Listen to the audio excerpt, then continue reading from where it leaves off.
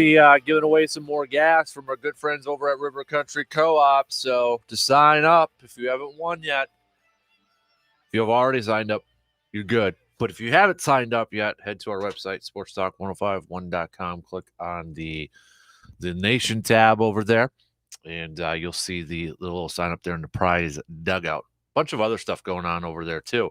Check it out. Fantasy footballers, still looking for some info if you've already done it. Big thanks again. But we're looking at creating a listener league, kind of maybe a couple of them, depending on how many interested people we got going on here. But it's going to be a part of something new that we're going to be doing in the fall, the Pro Football Happy Hour program.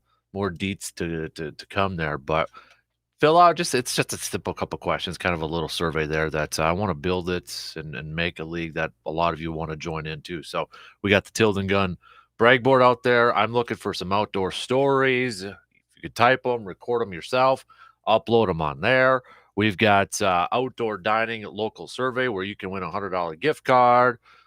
Amazon Echo Dot. Excuse me, I had choked up right there. So a bunch of stuff going on the Nation dugout tab over there. Check it out, sportstalk1051.com. Drew from Eau Claire. Oh, man, I'm choking up again, guys. Excuse me. Sorry about that. Adamas or Telez is who I'm bringing in. All right, Adamas or Telez is who I'm picking to bring in a run. You have a decent chance with both. Survey, you're making me choke up, man. Holy moly. I love the kid stance. I agree. G-Man, captain, mine is Rod Carew for the Twins. That's a good pick. Also, G-Man's going to go with Yelly and Willie for his two hitters. I like them. Keep those coming, all right? Hit us up with some texts, 715-830-1912, or on Facebook, Twitter, or the video stream out there. All right, let's get things rolling here. Wisconsin Credit Union opening drive. Brewers getting the game one victory last night, 2-0, 2 runs, just enough, thanks to a Tyrone Taylor shot down or up center field there. Keston Hira got hit by a pitch, gets on base. Tyrone Taylor gets him in there. It was just enough for the Brewers to get the victory behind another stellar performance from Corbin Burns, going 7 innings, 2 hits, 10 strikeouts. Josh Hader, 20th save of the season, approaching the Brewers franchise record for most saves in a season. Devin Williams continuing his impressive stretch right here, picking up his 16th hold of the season. Craig Counsell after the game talking about Corbin Burns' performance and talking about going like 7 innings and how much of a help that'll be for the Brewers today, because they're going to go with Chi Gonzalez getting the start. We'll tell you a little bit more about Chi coming up here in just a few minutes here. But again, Aaron Ashby was slated to get the start, threw some sliders yesterday, just didn't feel right with that forearm tightness there. So the Brewers going with Chi Gonzalez, one of their most recent pickups there. But let's taking a little bit of a look at the offense. Brewers only getting 6 hits, excuse me. Willie Adames getting a couple of them. Telez, Renfroe, Keston, Taylor. Nicholas was on last night too. It was a pitching battle, and it was just one little mistake, and that was the difference in the game last night. So Brewers right now leading the division, 39-30, 1 game over the Cardinals. But if you're a Brewers fan, maybe you're a little bit nervous about tonight's game when you look at the pitching matchups, because Chi might be a little bit of an unknown to many of us here. So there's a little bit of a background on Chi Gonzalez. So if you're a Twins fan, you saw him for a little bit this year. Brewers claimed Chi off waivers from the Twins back on June 14th. Then they activated him on June 15th. But he made a couple of starts for the Twins this year in the month of June there. Toronto on the 3rd, June 3rd, he went 3 innings, giving up 4 hits, 3 earned runs. Then on the 11th, most recent game, going up against the Tampa Bay Rays, 4 innings, 8 hits, 3 earned runs. So this year so far, just 2 games, 7 innings pitched, 12 hits given up, 6 earned runs, 4 strikeouts. Now, he's been in the majors. He's been a major league ball player since 2015 when he got his start with the Texas Rangers. To go back to 2016 or 2015, that might have been his best year. He was 4-6 with a 3.90 ERA and 10 games started, appeared in 14 games overall, even has 1 complete game on his resume from that 2015 season. Then after that, he's kind of been a spot starter here and there, coming out of the pen. 2016 again with the Rangers. 0-2 record, appeared in 3 games, all 3 of them starts, just little over 10 innings pitched, 8.71 ERA, giving up 10 earned runs in those 3 games. Then in 2019, back to the majors with the Colorado Rockies, where he appeared in 14 total games, started 12 of those games, went 2-6, but a 5.29 ERA. 63 innings total he pitched that season. 2020, still with Colorado, 0-2 with a 6.86 ERA. In 6 games, 4 of those games he started. Then in 2021, by far the most innings he's pitched in his career in a single season, 101, just shy of 102, 101 innings pitched, 3-7 as a starter, 6.46 ERA, started 18 games for the Colorado Rockies last year, appeared in 24 overall.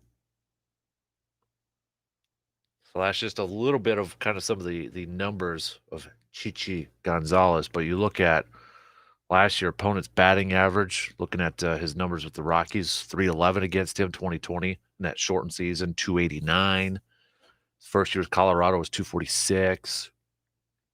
But this year, so far with Minnesota, just appeared in those 2 games, opponent's batting average 387 against him. So, I mean, when you look at the numbers there, you get nervous, right? Let's just be honest. If you're a Brewers fan, you're probably just a little bit nervous. I'm nervous. I'll admit it. I don't know what to expect from Gonzalez. You look at that, it's like, oh, going up against the Cardinals lineup with Paul Goldschmidt on there and those guys, and it's like, ooh, okay. Fingers crossed, man. And it might be a kind of a bullpen day. That's what Craig Counsell was alluding to after the game last night, that it was even bigger for Corbin Burns going 7 innings and just having to use Devin Williams and Josh Hader, giving those bullpen arms an extra day off because, let's face it, they might be counted upon tonight. Chichi might only go out there, throw a couple innings, and then it's going to be a bullpen start. So it might be taxing on the pen, depending on how Chichi comes out and starts the game. Across the mound, Jack Flaherty is going to be going for the Cardinals here.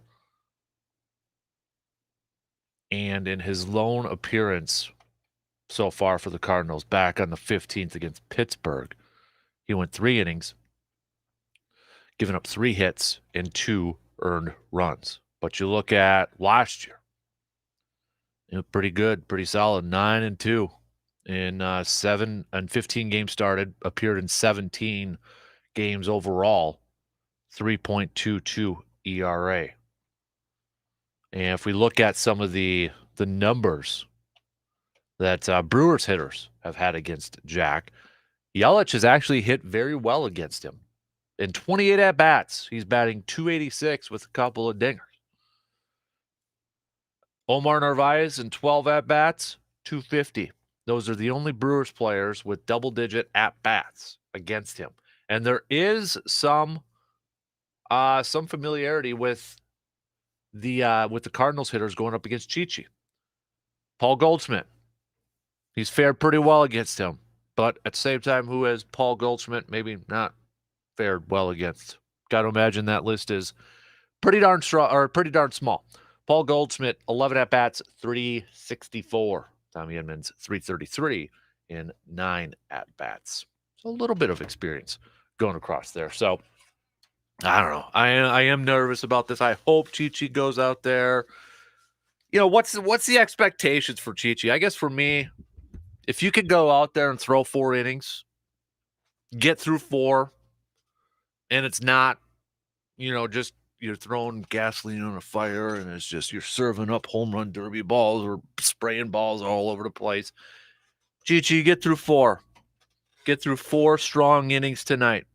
Serviceable innings tonight. Quality innings tonight. I'll be happy. Then you got to turn it over to the bullpen. And hopefully the bullpen doesn't get too taxed. Because, we still got, counting tonight, 3 more games in this series. And then you've got 3 tough games after this with the Blue Jays coming to town. And then you get your off day on the 27th. But assuming this is going to be kind of a bullpen type of day, you don't want it to be too taxed right away. You don't want to use a bunch of arms in tonight's game. Because you look at the rest of these pitching lineups. You got Eric Lauer going up against Wainwright tomorrow. Lauer's proven he could go 6 or 7 when he's on. And then, coming up on Thursday, Jason Alexander. Maybe still a little bit of an unknown even after he's gotten a few starts under his belt. I think there's still a little bit, okay, he's off to a fantastic start for what he's been doing so far this year. Picked up his first win in his previous start. He's been I think surpassed a lot of expectations for Brewers fans, heck, maybe even the Brewers themselves. But you want to make sure that you've got enough healthy and ready to go arms in the pen for the rest of this series. And then looking at Toronto too. And Brandon Woodruff ain't coming up anytime soon. Maybe for that Tampa Bay series. He's getting a rehab start later this week. Sounds like for Appleton. So there's talk that he could be back for the road trip starting with Tampa Bay next week. So, you're not going to be getting Brandon Woodruff anytime here soon. And then Ashby, Freddie Peralta, those guys on the IL. So, yeah, I'm a little bit nervous for the game tonight. If I had to make a prediction, I'm probably going to go Cardinals. But, Chichi, come on, baby. Go out there, impress your new team, get through 4 innings, quality 4 innings out there, hand the ball off to the bullpen, let them get it done. But this is definitely more pressure on the shoulders of this Brewers offense to go out there and give this ball club some run support, knowing that the pitching is a little bit of an unknown. When you got Corbin Burns on the mound, you're pretty confident that, all right, he's going to put us in a position to win this game. He's not going to screw up a whole lot. When you've got Burnsy on there, you're feeling pretty darn good that you're going to come away with the win. But when you got a little bit of an unknown on the pitching mound, that puts a little bit more on that, a little bit more pressure on that offense to get the job done tonight. So that offense, that batting lineup, that order, you got to help out your pitching tonight. You got to get the job done. You got some runners in scoring position, get those guys across home plate. There isn't a whole lot of room for mistakes or errors on the offensive side. You have to take advantage of any opportunities that come their way tonight. You have to. You got a guy on third with 1 out or nobody out, you better get that runner in. You got bases loaded, nobody out, you better get a couple runs in. Take advantage of the opportunities if they're there tonight. You might have to be a little bit more aggressive at the plate too. Just a little bit more. So do you have that confidence in the offense that they can do that tonight? Do you have that confidence that they can shoulder a little bit more of the load, shoulder a little bit more of that pressure, that they could get it done tonight? Who's going to step up and do it tonight? Who on the offense? It's got to be everybody. Starts at the top with Yelich, Adames, Renfroe, Tellez. Everybody is going to have to take it up another notch tonight on that batting order and that lineup on the offensive side. How about your pitching staff tonight? Help them out, offense. Get her done. I got him. You see, guys, by the way, if you haven't seen that play last night with Omar Narvaez throwing out second, but the tag by Luis Urias, they originally called him safe. Brewers challenged. That was a sweet play. Omar Narvaez recovered from a low pitch, able to throw it, but that was a sweet tag from Luis Urias. Just getting the foot on the spike. That was a sweet play. If you haven't seen it, go look it up on Brewers.com. Look it up somewhere. I know Omar's, no offense to Omar, but that tag by Luis Urias, whew. And just for Omar, too, being able to recover, making a good throw. Because how many times have we kind of seen it, or maybe we've been in that situation too? It's like, oh, you're hurrying up and you're trying to scramble and you just like chuck it and it like goes out in the outfield. You're rushing it too far or too much. It was a sweet play last night. Do yourself a favor and go look that baby up. All right, we gotta take another break here. Who's your turn two? You need a hit. All right, you need one hit. You get two chances. Who on this Brewers offense are you throwing up there? You got a runner on third, one out. Can't take a walk. You need a base hit. Doesn't need to be a home run. Just need a simple base hit. Who are the two Brewers hitters that you have the most confidence in that they can go out there and get you a hit? And then kind of our fun little questions of the day. Who's your favorite batting stance? Whether it was a kid, who was the one that you always emulated, or just like, hey, okay, that's the goofiest thing I've ever seen. It's so hilarious. That's awesome. Hit me up, all right? Hit me up with some text, tweets, Facebook, or on the video stream, okay? So we're going to take a quick break here. Coming up, we'll get back to some more messages and such. Then we're already finishing up the first hour here this morning. Flying on by. Predictions for tonight's game.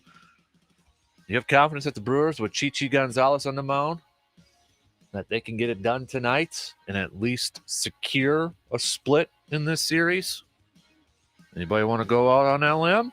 Want to do it? Let me know. We'll be back in just a couple minutes.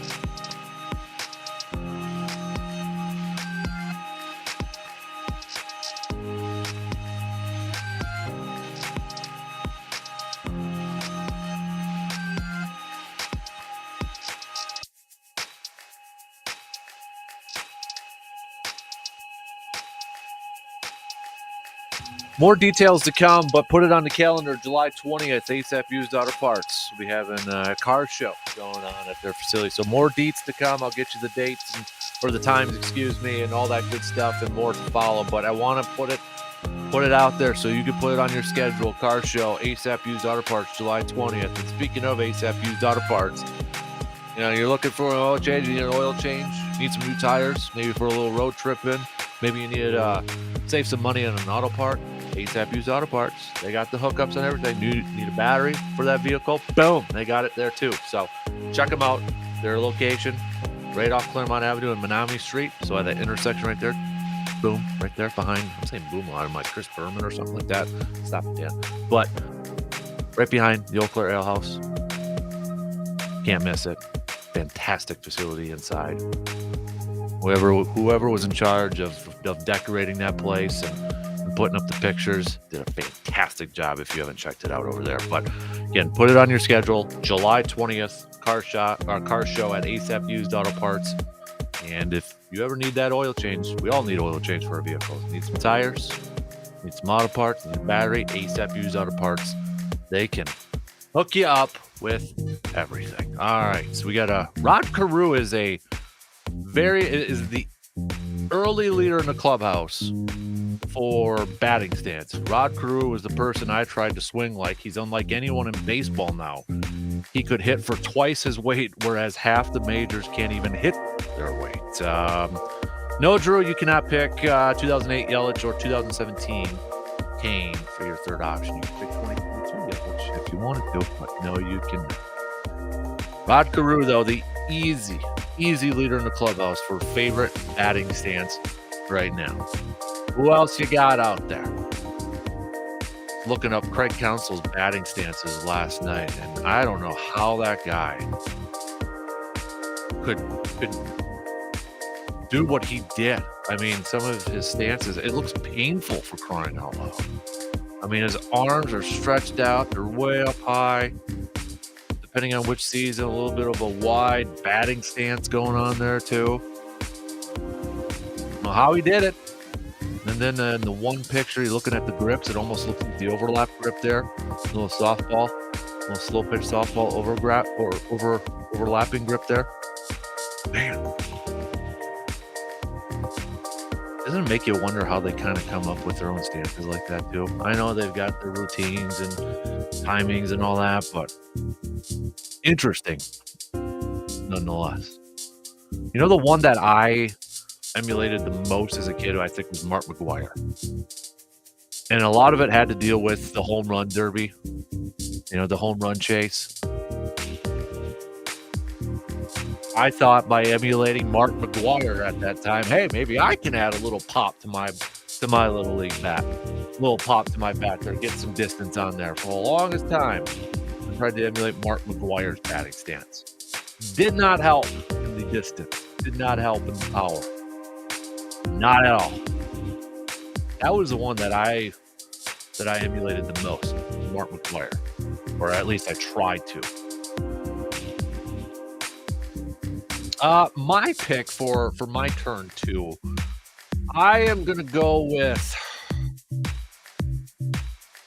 I think I'm going to go Hunter. I'm going to go Hunter Renfroe and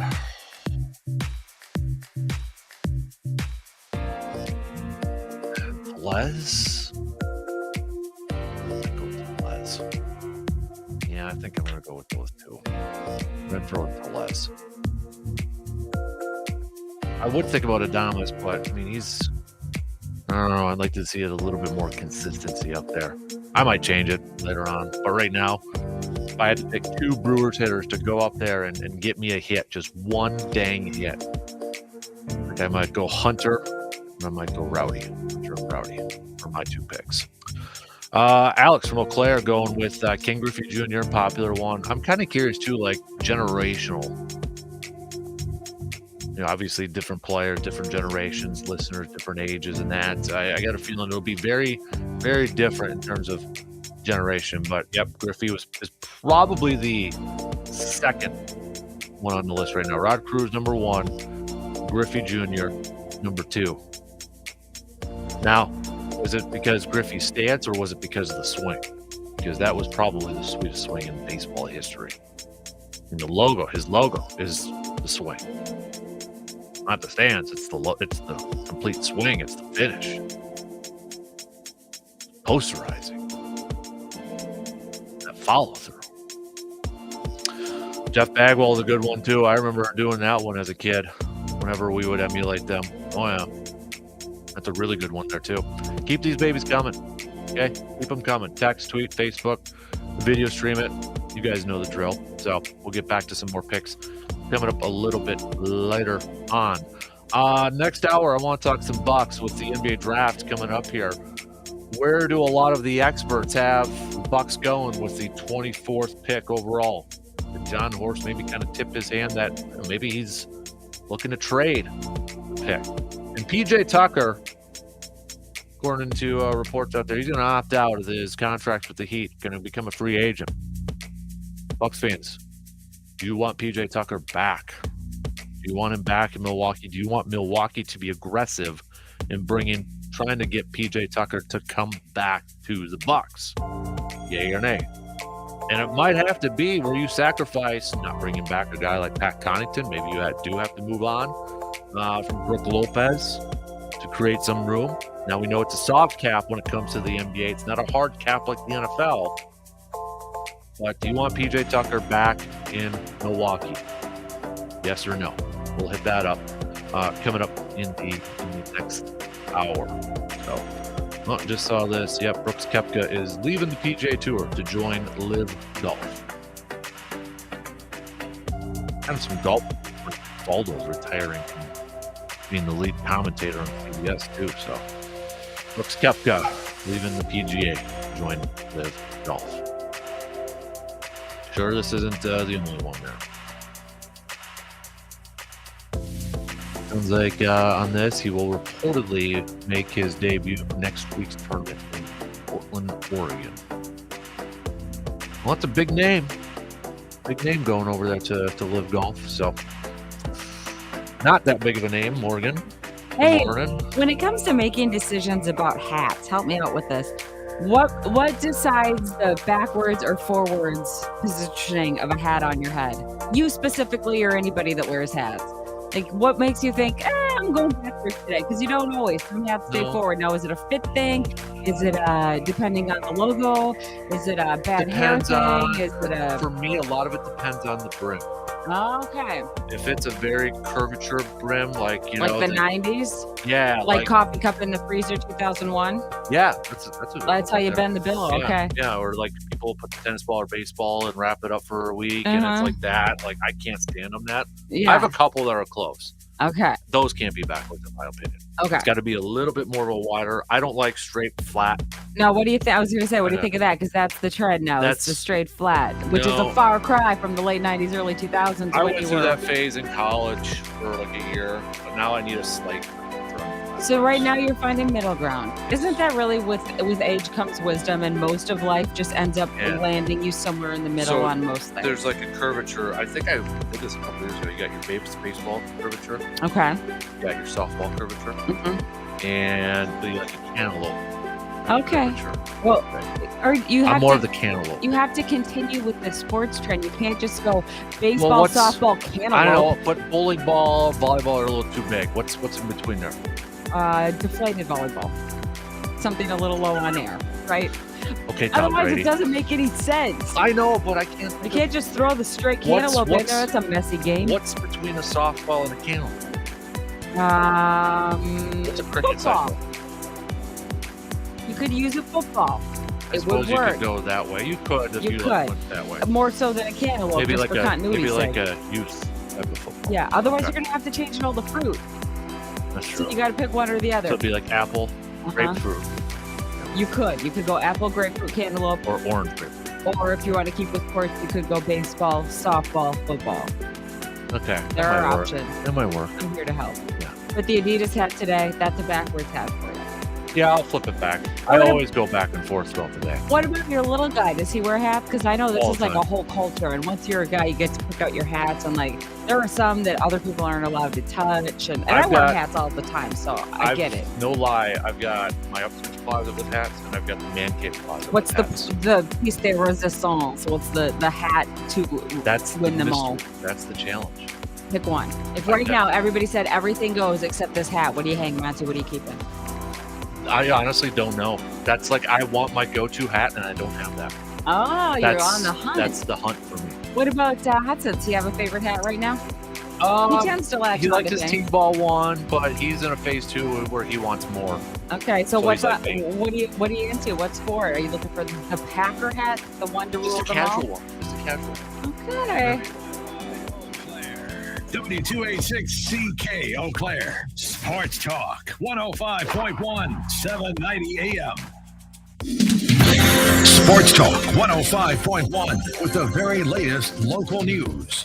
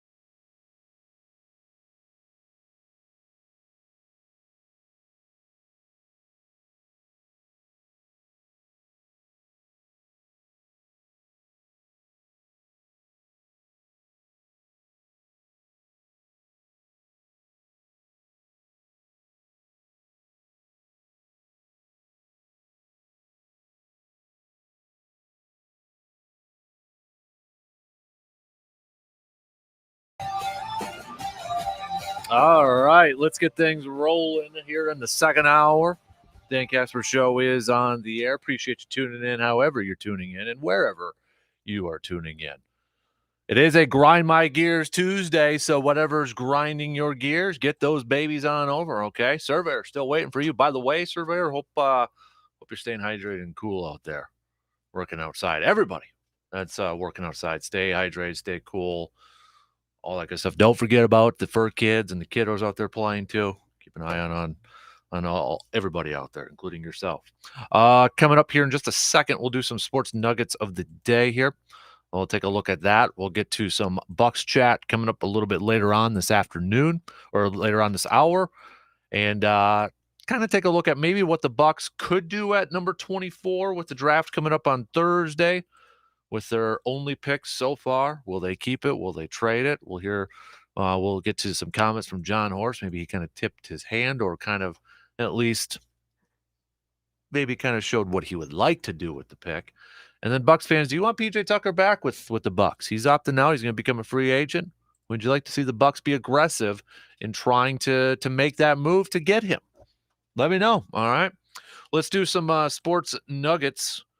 We've got not a whole lot. 1939, Lou Gehrig quit baseball due to illness. We all know what Lou Gehrig's disease. 1942, Ben Hogan recorded the lowest score to that time in a major golf tournament.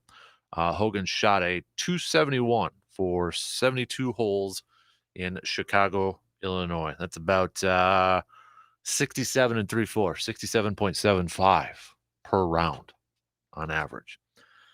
1954, Australian John Landy ran the mile in 3 minutes and 58 seconds. He was the second person to achieve that feat.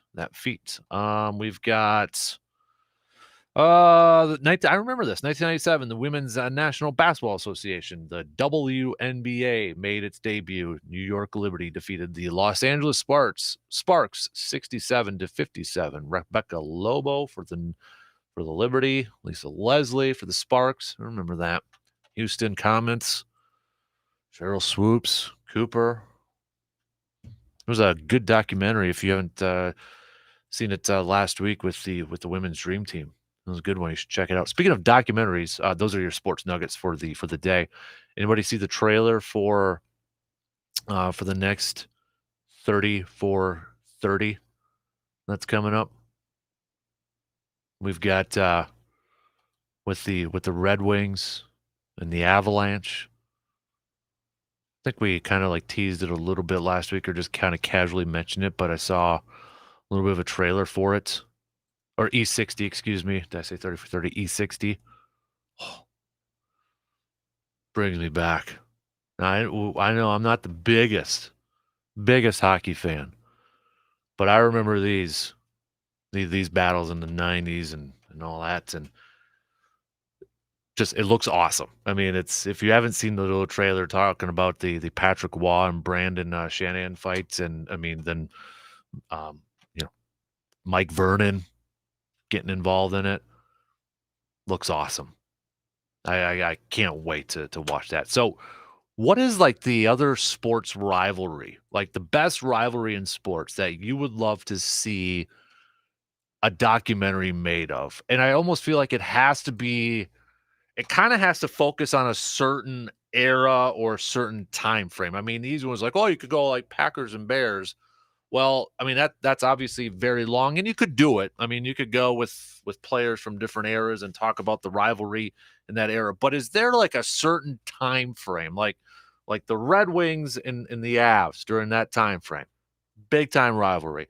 You could go Yankees and Red Sox, late 90s, early 2000s. That rivalry, that time frame.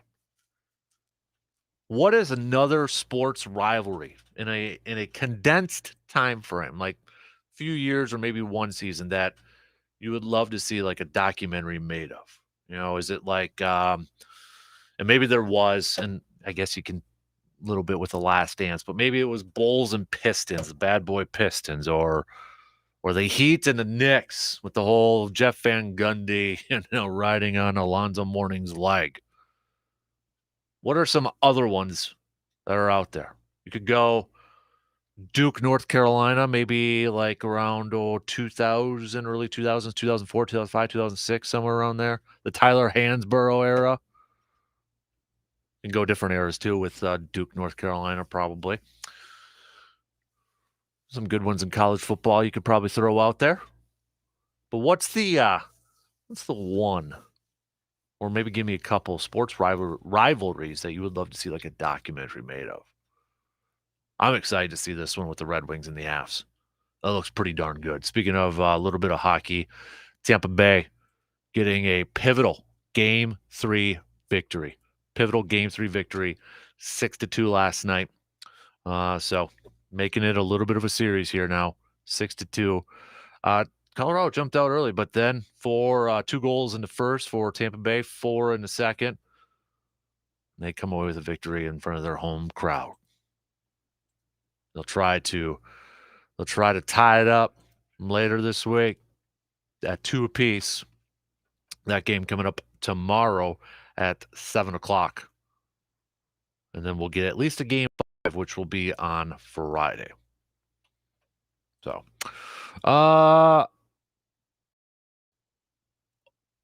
to catch up on, I'll go with Omar and Hunter. Omar most consistent. Hunter is hot right now. I thought about Omar Narvaez too. I know he's going through a little bit of a slump here, but for the most part, throughout the whole season, he has been the most consistent. Blackhawks versus North Stars. Was that okay? Blackhawks versus North Stars. Not sure if they already made one. Lakers, Celtics, Magic, and Bird. Yeah, I don't know. Like they got the Showtime thing on there, but I don't know if I would call that. I just want a doc on the 2008 Florida Gators. That's my grind my gears. How has no one made a doc on that team? Go get it. The 2008 Florida Gators. You're talking the hoops team, right? With Joakim Noah and those guys, right? You're talking the hoops team, their surveyor, I'm assuming, or are you talking? Yeah. Bulls, Knicks, early to mid 90s. A lot of big personalities on those teams. That's a good one too. Whole Pippen and Patrick Ewing. You know, Pippen dunking over Ewing. That was a good one. I'd like to hear what they have to say. That's from our good buddy Travis from A-Town. This is another popular one. Cecil Cooper's stance to swing was one of a kind. Unreal how he could hit like that, and a great hitter, 298 career batting average. That's a good one there too. That's probably the third most popular pick so far. We've got the Rod Carew is probably number one. Ken Griffey Jr. is probably the second most popular pick so far from all of our texters out there. But Cecil Cooper's up there easily. We're getting quite a few picks for Cecil Cooper on there. We got an Albert Bell pick too. That was a good pull from the 90s. So we got that one there too. Okay, so keep them up. Keep them coming. Kind of revisiting a couple questions we had in the first hour in case you are just joining us. Who are the 2 hitters for this Brewers team that you would trust the most to get you one hit? That's our turn 2 question of the day. You got a runner on third. Okay, you got a runner on third. And 1 out. You just need 1 base hit. 1 base hit. Who are the 2 hitters from that Brewers team that you trust the most to get that double, to get that hit and get that win? You have 2 chances. Who are you throwing up there? You can text us your picks. And the other question we're kind of having a little bit of fun with from the first hour, the most iconic or your favorite or the most goofiest, whatever one you emulated as a kid, the batting stance. Who's your favorite batting stance to emulate? Yeah, see, another Rod Carew pick coming in too. Easily number 1 right now. Nobody want to go Craig Counsell? Nobody wanted to try the old Craig Counsell batting stance? That just looks painful. Oh yeah, okay, I get you, surveyor. The Tim Tebow Florida team. I mean, wasn't Aaron Hernandez on there too or something? Well, they did Aaron Hernandez, Doc. on Netflix a while ago. So, all right, get your picks of Gary Sheffield. Yep, that's another one there. Ricky Weeks and Gary Sheffield, similar ones right there, with the whole back and forth with his bat movements. Gary was the first one. Yeah, I remember emulating Gary Sheffield all the time as a kid in backyard baseball. I think everybody tried to do the Gary Sheffield at some point just for fun. I think everybody tried doing that. All right, we're going to chat a little green and gold coming up. Not a whole lot in terms of what's going on with the Packers, but I want to chat some Bucks at the back end of this hour with the draft coming up on Thursday. With the NFL draft or NBA Thursday or NBA draft coming on Thursday. Spit it out, Dan. NBA draft coming up on Thursday. What will the Bucks do with their 24th overall pick? We'll go over some of the mocks and kind of go over some names that have been constantly popping up among NBA draft experts, analysts out there. Kind of give you some names that when it's called on Thursday, if the Bucks select, but kind of give you a look at some of the names that are being floated out there as potential targets for the Bucks with that 24th pick. But will the Bucks actually make that pick? Don Horst kind of tipped his hand here a little bit. Now, it's really hard to kind of gauge what's going to happen with an NBA draft. It's really hard to figure out what's going to go down, right? It's a little bit different than the NFL draft. NFL teams, a lot of those teams value those picks. NBA drafts, I mean, we're going to see a boatload of trades and movement all around. But that being said, just in case the Bucks do make that pick, we'll throw some names out there. But John Horst, is he kind of maybe eyeing to trade that 24 selection maybe for a player? It was just a couple days ago, last week, his pre-draft interview.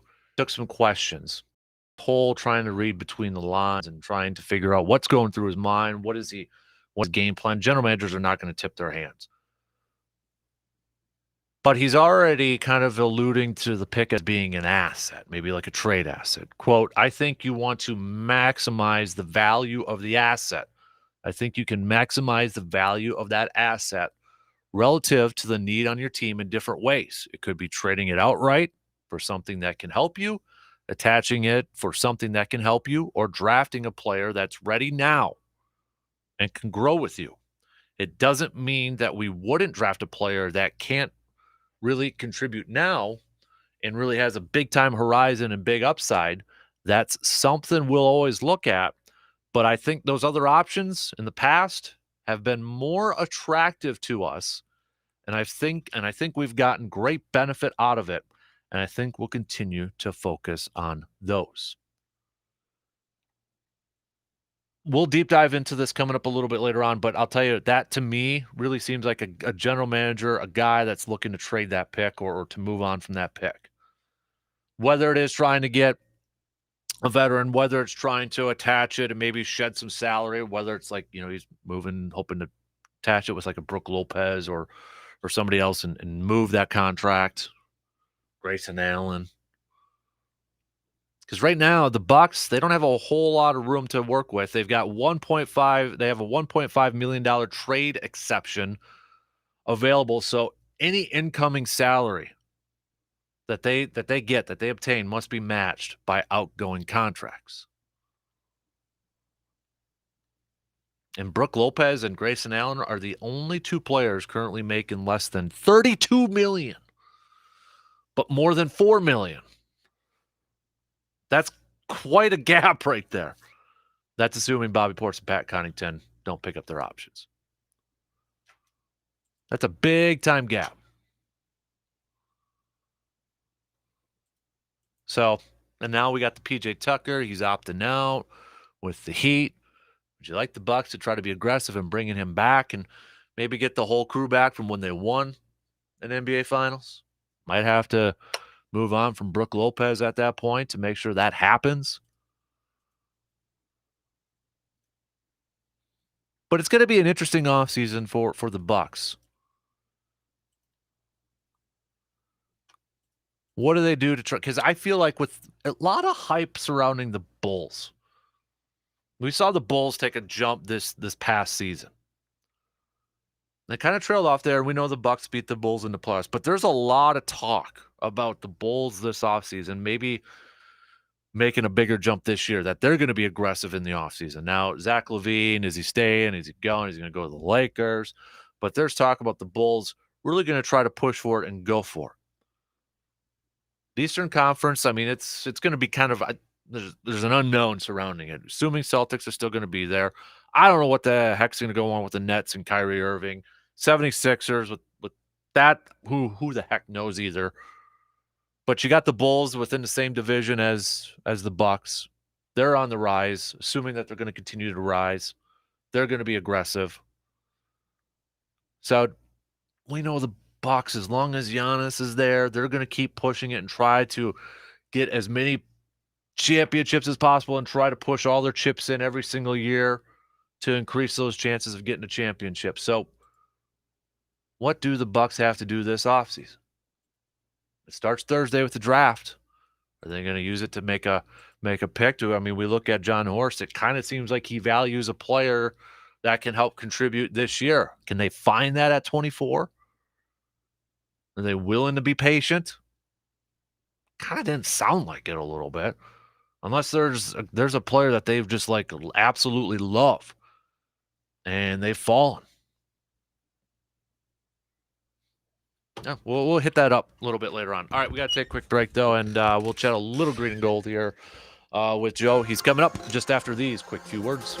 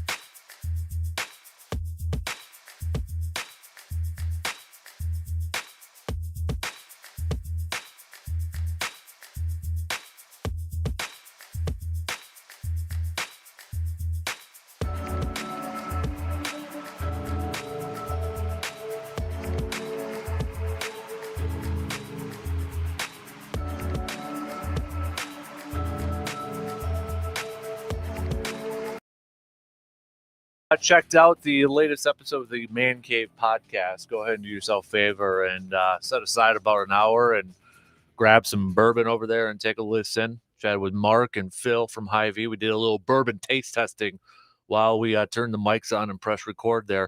But you can get those different types of bourbon. If you're a bourbon player, if you're a bourbon fan out there, you can go over to Hy-Vee and grab yourself out there. I made my favorite pick. You can hear Mark and Phil's favorite picks on there too.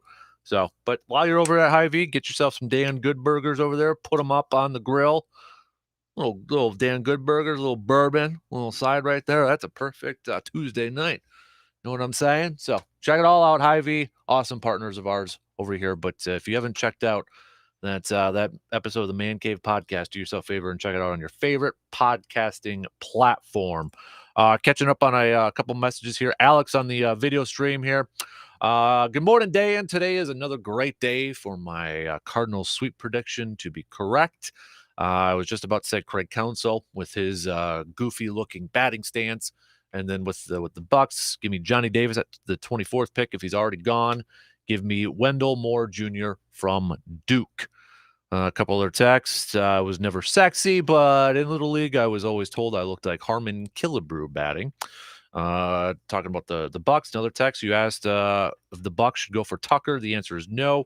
Bucks need more scoring off the bench. I love Tucker's defense, but Bucks lost because scoring in particular, bench scoring. So we'll get to some more Bucks chat in depth here coming up in just a little bit. But we're going to chat a little green and gold this morning. Let's say good morning to Mr. Joe DeGuano. Good morning, sir. How are you? I am excellent, Captain. And how was your Father's Day? I was good. Didn't do a whole lot, but just chilled outside. How about you? It was very nice. I had brunch with my youngest son, and then I had steaks on the grill with my lovely wife. So it was a good day. Good deal, sir. Good, perfect weather for it. That's for sure.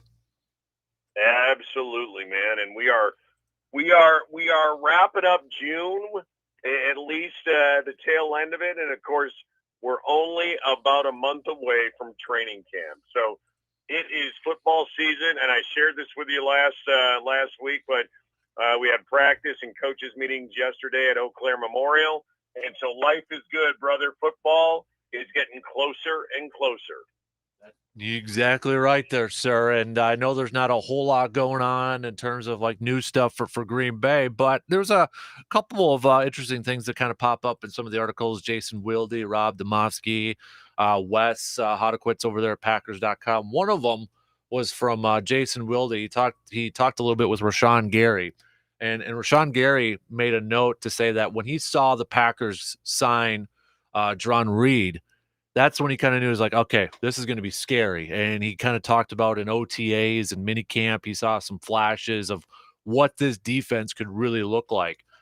Is Reed a guy that we're kind of forgetting a little bit about on defense because we're so pumped up about Kenny Clark and Rashawn Gary, that secondary, those Georgia Bulldogs rookies coming in? Is Reed kind of an overlooked guy that maybe one of those guys that benefits the most? He did have one season with double-digit sacks, but is he a guy that, we're kind of overlooking here a little bit because we're just so excited about everybody else on that defense?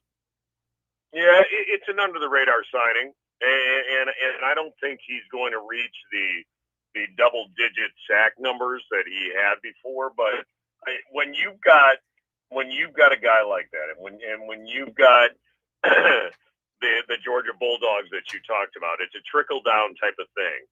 And you can only double-team so many people on a line.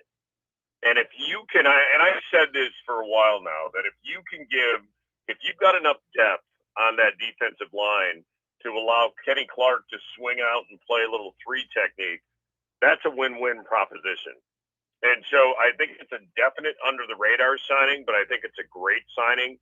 And I think Goody has done a really nice job over the years of finding those kind of guys. And again, we go back last year, Devondre Campbell, Rasul Douglas, and now Reed. And so, yeah, I think signing that like that, and again, you couple him with Slayton and you couple him with Wyatt, I think you're going to have enough depth on that defensive line to move Kenny Clark around a little bit more and give him a matchup that's favorable. You can basically say, all right, if their weak point is the left side of the line between the AB gap, we're going to put Kenny Clark there. If it's the right side of the line between the BC gap, we can put Kenny Clark there. So I just think it gives you so much flexibility and so much ability to move Kenny Clark around and put him in a position to dominate and win one-on-one matchups. The one Friday news dump that came from the Packers upset many Packers fans out there was the release of Kurt Benkert.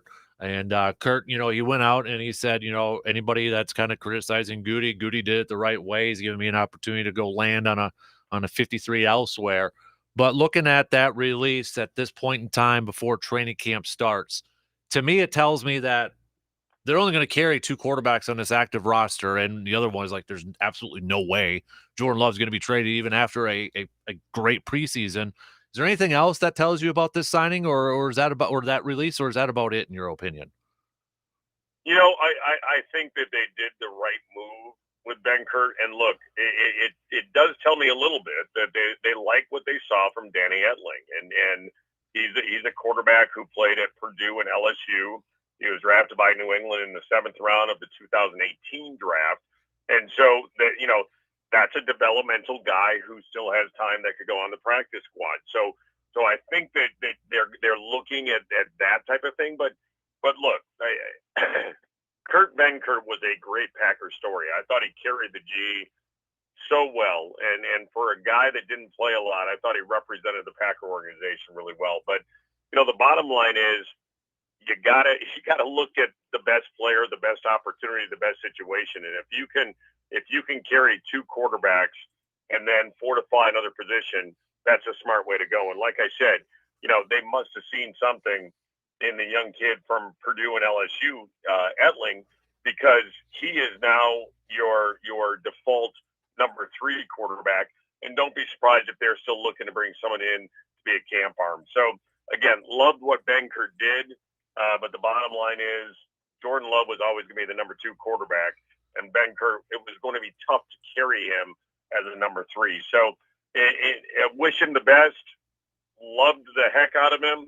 But Packer fans need to realize this is a business, and you got to go with the best players on the 53. And Kurt Benkert was just not one of the better players. Yeah, and I think you have to realize too, like he's awesome, great story, great Twitter follow, but you don't want him playing in a football game, do you? Because then that means you're in a world of trouble at this point. Yeah, no doubt. So again, you're absolutely right. Kurt Benkert, great story. Loved reading about he and his wife and daughter. Loved how he embraced Green Bay. But again, you just got to keep moving the franchise forward, and you got to look at what's best. And I love the fact that Benkert talked about that Goody did this one the right way. You posted a picture of both Adam Stenavich and Tom Clements on there, and posted what kind of difference will they make with the Packers offense. Is there any concern? Concern might be a little too dramatic of a word, but I mean, Adam Stenavich is a first-time offensive coordinator in the NFL. You got, a team with the Packers with the offense and question marks surrounding this offense. Is there any concern, a little bit of concern with Stenavich jumping into that role, or the fact that he's surrounded by one Matt LaFleur who does call the plays, Tom Clements, longtime offensive coach in the NFL? I mean, he's got tools, or he's got sources around him. Does that kind of alleviate some of the maybe concerns surrounding Stenavich? Yeah. First of all, let's talk about Clements, because the day that the Green Bay Packers announced that Tom Clements was going to be the quarterback coach, I said Aaron Rodgers is coming back. There's no way that Tom Clements comes out of retirement to coach Jordan Love, and that's no disrespect to Jordan Love. So I think what you're going to see is I think you're going to see an even better Aaron Rodgers. All right, and I think he's going to be playing more in the offense, I think, and so I think that's a really good thing. And I think Stenavich is going to be fine as the OC, especially with LaFleur calling the plays. The concern I have, the drop off I have, is going to be on that offensive line, because you and I have talked about pretty much ad nauseum, Captain, as far as the job that Stenavich has done. Now, I know Luke Butkus has been his sidekick, so to speak, his assistant coach over the last couple of years, but that's more of an area of concern for me than it is the offense in total. And again, Stenavich was offensive line coach and run game coordinator last year, and you're going to have to lean on that. So not necessarily the OC part of Adam Stenavich that concerns me, but can Luke Butkus be that guy then with that offensive line with a lot of question marks from an injury standpoint on that offensive line? And so I think you're going to see a better Aaron Rodgers within the framework of the offense because of Tom Clements. I think Adam Stenavich is going to be an easy transition to that OC position, but I want to keep a careful eye on what happens with the offensive line room because I think Stenavich was such a big part of that. Yeah, that's a good point there too. And obviously, I mean, Green Bay, doesn't promote Stenavich and all these moves without Aaron Rodgers' input. I got to imagine Matt LaFleur and Aaron like, okay, this is what's going to be the plan if so and so leaves and all that. And it was probably signed on the bottom line by Aaron Rodgers. Okay, yep, this is approved by me. Go ahead and do it. Yeah, absolutely. And look, with Getsy moving on to Chicago, Nathaniel Hackett moving on to Denver, it was the right move, the logical move. I think Stenavich is putting himself in a position to get a look at some point for a head coaching job in the NFL. And so it was the right move on paper. It made a lot of sense, and I'm sure Aaron did have to sign off on it. Again, my concern is what happens next. And it's the same thing when you look at that wide receiver coaching position because Luke Getsy, I thought, did a tremendous job over the years for Green Bay. And so I think that's another room that you're going to have to look at. How do some of these younger wide receivers develop with a new wide receiver coach? So there's always a trickle down when you've got coaching. And I was thinking about it this morning. It was like, we're not really talking about the changes from the offensive coaching staff. And I think it's something to be aware of this year. Am I concerned about it as an OC with Stenavich? No. But again, the trickle down you've got to look at, and you've got to see how the different positional rooms adjust to the new coaches.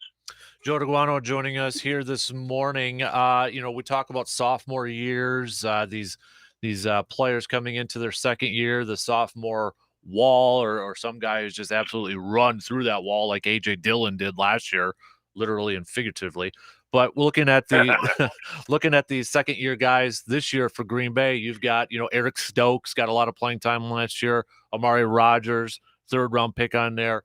Any of those sophomores you're looking at as prime to be like even taking another step this year or taking their first step this year? And I know like for a guy like Eric Stokes, it would just be, adding on to the great stuff that he did last year. But is there a sophomore that's really intriguing to you this year for the Green and Gold? Well, yeah, I think you've got to say Stokes can take his game to the next level, and I think one of the biggest things he could do to improve upon last year is catch the ball. I think Stokes he put himself in a position to be around the ball and making plays. Now that next step for him to really become an elite cornerback is to catch the ball when the opportunity is presented to him. So I think yeah, there's opportunity there for him. I think the biggest one without question is Amari Rodgers, because you look at what he did at Clemson and you watch his college game film. And again, I thought that was going to be a big addition to the Green Bay Packers last year. And you're hearing a lot of talk that he looks quicker. He looks trimmed down a little bit. He said towards the end of last year, he was getting up to 220.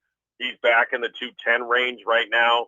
And he feels much better about that. So I think that's the guy you got to look at to say, can he make that next jump? And again, I'm not giving up on Amari Rodgers, but it was a very disappointing rookie year for him.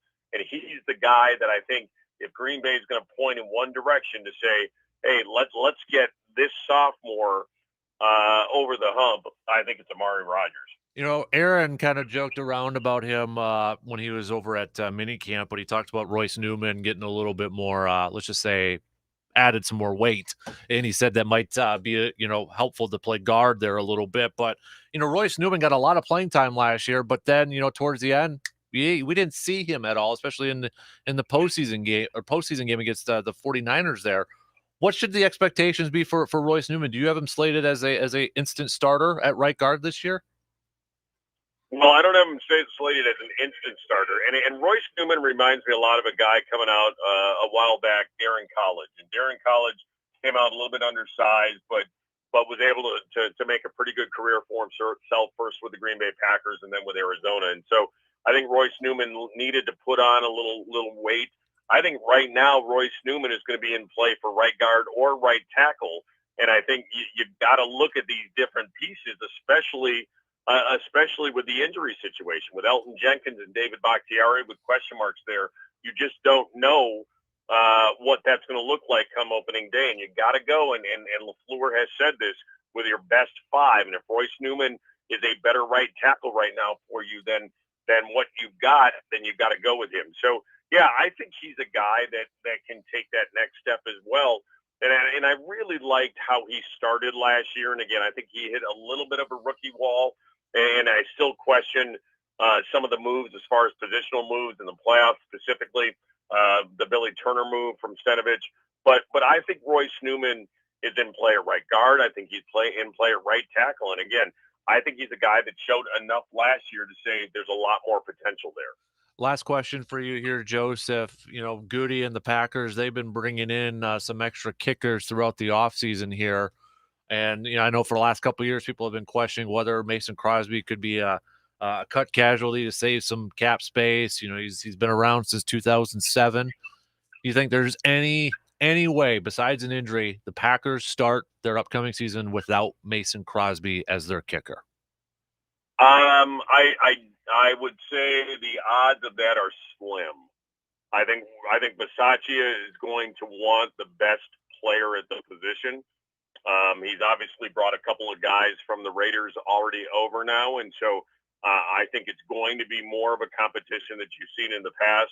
I think it's a very slim chance, though, that Mason Crosby, especially with the rapport that he's already built up with O'Donnell, I think it's a slim chance that he does not make the roster opening day. I agree with you, and I know like the last couple of years, fans have kind of questioned why is he still on there and such. But I mean, he doesn't have the most powerful leg in the league. But how many times have we seen teams, and one not far from our border over here, shuffling through kickers all the time?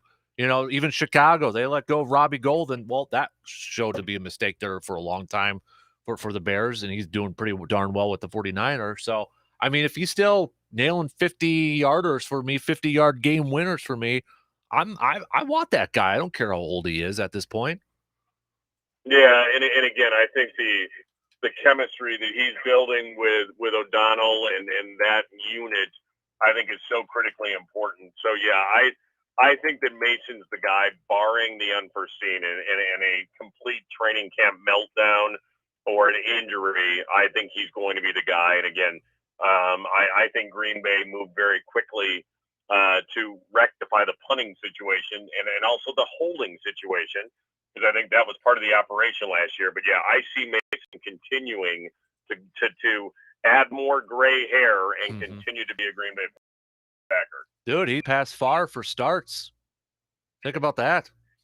It's awesome, and again, he's put together a tremendous career as a Green Bay Packer, and so and I do see a bounce back year from him. I think the operation last year, from coaching on down on special teams, was just abysmal, and I think that affected his percentage. Look, when we get to that point, looking back at his career, I mean, not many kickers who've gone through a couple of rough stretches like he did, and yet that team stuck with him. Not every kicker, and almost not every kicker, can say that they were able to do that. But that kind of proves to you how much the Packers trusted him and had confidence in him, and they kept him around, and he's rewarded them too. So it's a fantastic story. It really is. Yeah, it's a good story. And again, I see old number 2 trotting back out at Lambeau Field this year. I agree. All right, Joseph, appreciate the time this morning, buddy. Stay cool today, okay? Hydrate all right, again. All right, brother. And we've got to get together soon. So I will get you my schedule, and we've got to connect and get together and grab some beers. Sounds good. I'm up for that, buddy. All right. You have a good rest of your day, sir. All right, Captain. Take care, brother. You got it. There you go. There's Joe DeGuano joining us here for a little bit this morning. We got to take a quick break, though. And back to some Bucs chat. We're going to give you some names to kind of keep in the back of your mind that potentially could be some targets for the Bucs come Thursday if they keep their 24th overall selection in the first round of the 2022 NBA draft. So we'll give you some names that have been popping up quite a bit in the expert mock drafts out there, and kind of get your feedback from that too. thumbs up, thumbs down if you know those dudes. Let's talk about it. Coming up in just a couple minutes. The Dan Kasper Show will be right back after these words.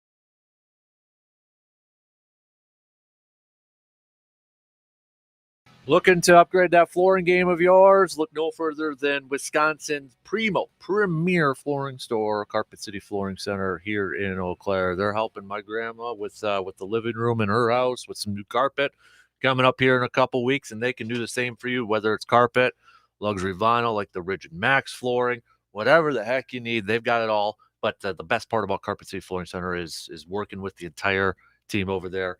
Matt, Ben, Aaron, even Jason over there too. So it's fantastic group of people over there. I love them so much and appreciate their wonderful partnership over here too. And one thing that we've always kind of done, like the outdoor tips and outdoor minutes for the station here with the help from Carpet City Flooring Center. So we're going to change it up here just a little bit. We're going to do these live now. We're going to be doing these live. So putting a little bit more pressure on myself here, but want to do some more outdoor stuff.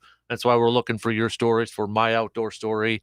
You can type them up and send them on over. I can narrate it for you. You can record yourself, audio, video. We'll play it, all that good stuff. But for your Carpet City Flooring Center Outdoor Minute for today, it's a few days old, but turkey season ending, end of May, and if you're like me, you didn't get one this year. I didn't even see anything when I went out, but now every time this past weekend I was driving around, there's a boatload of them in the fields, for crying out loud. But the DNR announced just a couple days ago that preliminary totals show Wisconsin turkey hunters registered 39,007 birds during the 2022 spring turkey hunting season, a 5% increase from the 37,266 birds registered in the spring 2021 season. Now, the youth hunt for this year, which started it off in the first week, April 16th, with the 2-day youth hunt. That was down this year. There were 2,482 birds registered, down nearly 25% from the 3,308 in 2021. According to the DNR, this is likely due to the late onset of spring across much of the state, resulting in poorer hunting conditions during the youth hunt. But a total of 220,026 harvest authorizations were issued for the 2022 spring turkey season, similar to 2021. So big time numbers right there. And it sure looks like that there's still a lot more out there. Zone 1 produced the highest overall harvest with 10,504 birds, followed by Zone 3, 9,918. And then Zone 2, 9,186. I'm Zone 4, so we didn't even show up in the top 3. Oh, darn it. So there's your Carpet City Flooring Center outdoor. We got to think of a creative name for this. Outdoor update? Outdoor something? Got any suggestions, hit me up. We'll come up with a fun, creative name there. All right, we got a couple minutes to the top, but here's a few names that are kind of trending across a lot of mock drafts regarding the Bucks if they hold on to that 24th pick tomorrow. Want to throw some names out there so you're a little bit prepared for the draft coming up on Thursday. Probably the most popular one that I've seen, just me personally, it could be different for all of you, has been Wendell Moore Jr. from Duke, the 6'5" wing player. He's a point forward, point wing, however you want to call it. But he's been probably one of the most popular ones out there. Also, Jalen Williams from Santa Clara has been a popular name out there. I would say Christian Braun from Kansas has been another name that I've seen on a few of those mock drafts. Reading a little bit about here, destined to be an immediate contributor, as we just heard from John Horst with his pre-draft press conference. It sure seems like he's looking for an immediate contributor. If they don't got that, maybe they're looking to trade the pick. But he kind of looks like, reading some of the stuff here about Braun from Kansas, he could be a contributor right away as a role player with his shooting and defense. He probably doesn't have the highest ceiling, reading a little bit here, and can't create much of his own offense, but he makes winning plays, and his combination of athleticism, shooting, passing, and defense gives him a high floor. I mean, that kind of sounds like a Bucks player right there, what the Bucks need, right? Little from Ohio State has been another one that has been in a couple of Bucks mock drafts out there. So those are kind of been like the four big ones out there that I've seen in some of these mock drafts. And I'm sure there's, we got Dale and Terry. I forgot to mention him from Arizona.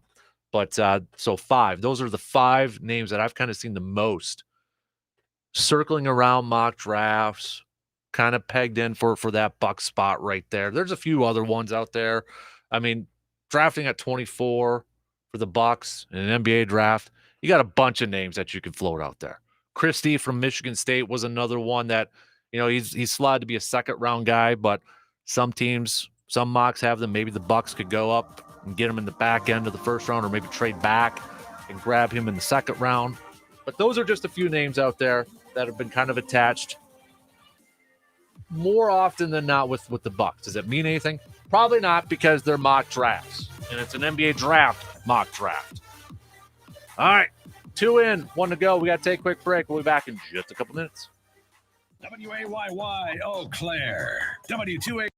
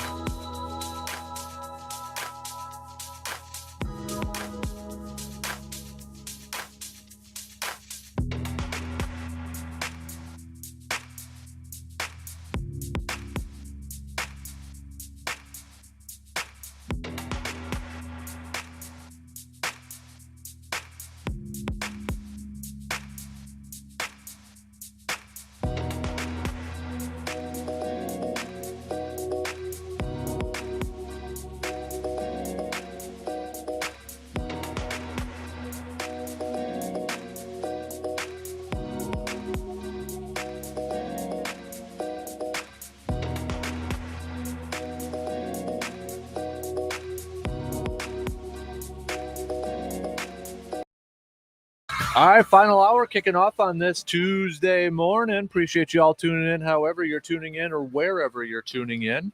It's going to be another hot one today, so make sure you are hydrating and staying cool, and don't forget about the fur kids out there too, and the little kids out there too. You know, they want to go out there and play in the pool and all that time too. So be careful, sunscreen, hydrate, all that good stuff. We're going to talk some Badgers coming up at the bottom of the hour, the NBA draft coming up.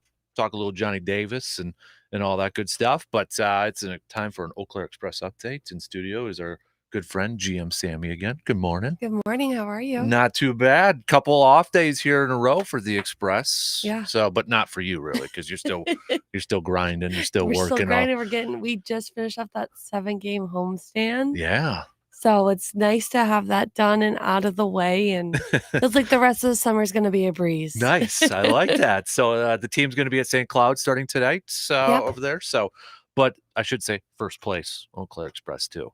First place in your division right now. 2 games up on Lacrosse, who's kind of been on a nice run right now. Yeah, I was really hoping we were going to be able to break their win streak at home on Sunday or Saturday, as they broke ours on Friday. So. Right, but you still got the 2-game lead over them right now. Yes. And Duluth is still 2.5 back too. So perfect. It's kind of a, it's a tight race. I was going to say, kind of with that first half, it's going to be kind of a nice little race coming up here. Yeah, if we can just, figure some stuff out and keep it going till July 4th and clinch that first half, that would be awesome. And that way we can prepare the rest of the season for a playoff game. Yeah, and it's not going to be it's going to come up really quick here, July 4th. Oh, for sure. I mean, we're less than 2 weeks away. I know, it doesn't feel like it's. I think I saw some weather person say, "No, it's going to start to get days shorter." I'm like, dude, we don't need to talk about that right now. No, we don't need to. We don't need to talk about that. I got 2 favorite players now on the Express. Okay. It's just because your team seems like they're just a bunch of fun-loving group of kids. Absolutely. That's the big thing that I've drawn away. You got UW Stout Kid Cole, doing the Conor McGregor after his grand slam a few days ago. And then you've got Joe York. Oh, yeah. Those Everyone two. loves Joe. Right? And the fun thing Joe. about him is, like, I just found this out. So I was doing a little background on him. So a couple years ago, we found a team. Somebody had sent it to me, one of our listeners, because I'm a big Bigfoot person. Like, I want to find Bigfoot. And they said, well, there's this team called the Spearfish Sasquatch. Oh. So we actually have a mini helmet of them over around here. Joe played for them. Joe played for them a couple years ago. So I'm like, there's the connection. Yep. He played for them, and now he's with the Express. So. Yes. But he just seems like the whole team seems like a fun-loving group right now. It's hard to pick a favorite this year when they're all just having so much fun out there. Whether it's, Charlie's hitting a grand slam and the entire bullpen is running in to get in the celebration, or them wanting to participate in the in-between inning games. Yes. They're just having fun. Yes, and that's what it's all about, is having fun, getting better, but also realizing that, like, you're still in college. Just have fun. Right. You're winning and you're having fun. Yeah. It makes it so much more enjoyable for those fans coming out to the ballpark that way too. So you guys have done a tremendous job, and front office, players. Don't tell Dale and Paul though. I gave you guys we won't give them any credit. No, not those 2 guys right there. So you finished up, as you said, that long home stretch. Kind of recapping it. It was probably really busy for you, but a lot of fun, I got to imagine too. Getting everybody at the ballpark. 7 games in 6 days with that doubleheader on Thursday. We started it off on a Sunday, which was a huge Sunday for us, and then Bark in the Park and the Hank Aaron tribute night. Yep. And then we thought we were going to get rained out the next day with all the torrential rain and thunderstorms we got, but we played, we made it through, and the rest of the week was pretty solid after that. Nice. Would have been nice to end on 7 wins. Right. But, we can't be greedy. We can't win them all. Exactly. Well, you can try for the next one now. Yeah, Start a new streak race starting tonight. So you got St. Cloud, and then you're back home right away. It's just a quick little road trip, and then you're back home for 3 more games starting on Thursday. And these next 3 promotions you guys got coming up seem like really fun ones. A T-shirt giveaway on Thirsty Thursday. Yep. Entertaining Elders. Yes. So they were here last year. Became great friends with them. They're an awesome duo. And so it'll be fun to have them back out and interacting with the crowd again. And then they also have a side one that's called Tiki Time, which I think is going to be super fun for all the parents that have younger kids. Yeah. She's this big, pink, lovable creature that's going to be super fun. So she'll be out Saturday night. That's awesome. And that's also with is it college night too? I Yes. think on there too. So, Yep. I mean, that's got some awesome fun promotions. It sounds Yeah. like coming up here. So get out to the perfect timing, Friday, Yes. Saturday right there. Firework Friday. Yes. Yep. Exactly. That's my kiddo's birthday weekend. So we'll be heading down to the ballpark. Perfect. He wants to check out some baseball games. So Go meet Joe York. that's right. Yep. Because see, my 4-year-old, I guess soon to be 5-year-old, he's a big Bigfoot fan too. I don't know. We watch Bigfoot shows all the time. Maybe we'll have to see if Joe York's a Bigfoot fan. That's a promotion that you guys could do. I was talking, Justice Cleveland and I were talking yesterday about the Express. And, I'm like, because Joe's like 6'3", 6'4", 270. Yeah. And I saw a clip like Paulie Henricks coaching first. Paul's a tall dude. Oh, yeah. But Joe makes him look small. Yep. So Justice and I were saying, okay, we got to talk to somebody with the Express one-on-one basketball between those two guys. Oh my gosh. We want to see if Paul can handle, Joe York down low. So just giving you guys, this was from Justice and I. We All want to right. throw that out to you guys to think about that for a little We'll bit. bring in a hoop. Yeah, exactly. Yeah. I mean, Paul, we might have to lower it down to 9 feet. He's getting up there in age Is he a little bit old? little bit old. Yeah. He'll tell you that, but just, that'd be kind of fun. That would be awesome to see that out there. So, but you got those games coming up here, and then you got what we got here, a quick road trip to La Crosse for one day, then you're back home next week too. So, I mean, with this July 4th, you guys are going to have a lot of home games and take advantage of that, where you could clinch that first half division championship. Yeah. So the ball's kind of in your court. It is, in essence right there. Hopefully we can have that home field advantage. We need all the fans to come out, be loud, be crazy, and cheer them on. I mean, hey, Charlie's hitting 2 grand slams at home this year. Who knows what That's else this awesome, kid has up his isn't it? sleeve? And he's a UW Stout baseball player too. I mean, when I saw that, and then I saw the stuff on Twitter, I'm like, that's awesome. Yeah. And Craig is like, it looks like he's enjoying it on Twitter. Oh, he's loving it every minute of it. Right? I mean, I'm assuming your interns are part of the Twitter. Yep. I mean, I love your profile picture on the Express Twitter too. I mean, you guys, this is the thing. Like, no offense to the years, this year, you guys are enjoying the moment. Oh yeah, we're having so much fun. We told JJ that every time he pitches, it's JJ Appreciation Day. I love that. And so we changed the profile photo last week, and we just haven't changed it back because, I mean, how can you not love seeing JJPs when you're going on Twitter? Right, exactly. So, I mean, you guys have just a fantastic group of, I want to call them kids, but I know they're, they're 20 somewhere, 19, whatever, but they're kids to me now, which I don't want to admit that. But it's a lot of fun at the ballpark. We've been there a couple times already, and it's fantastic. Oh, it's a great environment and a great vibe this year that, everyone's just coming out and they're just having a great time. Mm-hmm. And I noticed that I didn't know this till yesterday, and I saw it on Twitter, and it was on their website, but even like with DraftKings, Northwoods League is involved with DraftKings too. Yep, that they just launched that on Thursday, I believe, Thursday or Friday. That you can now bet on Northwoods League games through DraftKings. Yeah, and I was looking on their Twitter feed, and they've got, I mean, a bunch of stats. Run different. Whoever's doing that is like working their butts off. But they even had like top 5 most profitable. And the Express were in the top 5. There. Yeah. So that's awesome right there too. Yeah. But they've got all these different types of information. I'm like, holy! They got the under over lines and everything. And was it last year, 2 years ago, they got in the NFT game, like the digital cards? Last year. NFTs were last year, about halfway through the season. So, I mean, the Northwoods League has been up to par with everything. And now we're on ESPN Plus. Mm-hmm. And I know Dale mentioned with like the pitch, what everybody wants to know, the velocity, exit velocity. So that's one unique thing with the Eau Claire Express that a lot of other summer teams can't, really say that. You've got all these resources for these kids and exposure for these college kids. So it's a lot of fun. So it is. Got a quick text for tickets. Just a reminder, you can get tickets online at the office. You can give our office a call, or you can buy them the day of the game at the box office. Nice. I like it. So, and we got Sports Talk Night coming up next month. Yep. In July. So and it's a Thirsty Thursday, so that might be an interesting combination for This our would be listeners. great. I know This would be great. it's going to be. We got G-Man who probably show up, and he was the guy who trash talked Bronson Koenig with the first pitch last year. So we'll get a good group over there. So Absolutely. we'll pack that house right maybe there. you'll have to get him with Joe or JJ. That's a good one right there. That's good. I didn't even think of that. Yeah. So that's awesome. Sammy, it was great seeing you again Thank you and for talking. having You me. got it. So, all right, we're gonna take a quick break here, and then coming up, we'll chat a little Badgers with RJ Cardinal from the Zone in Madison. Mr. Johnny Davis, will he? Well, we know he'll be selected in the draft on Thursday, but where will he go? Let's throw some speculations out there. Quick break, and we'll be back in just a couple of minutes.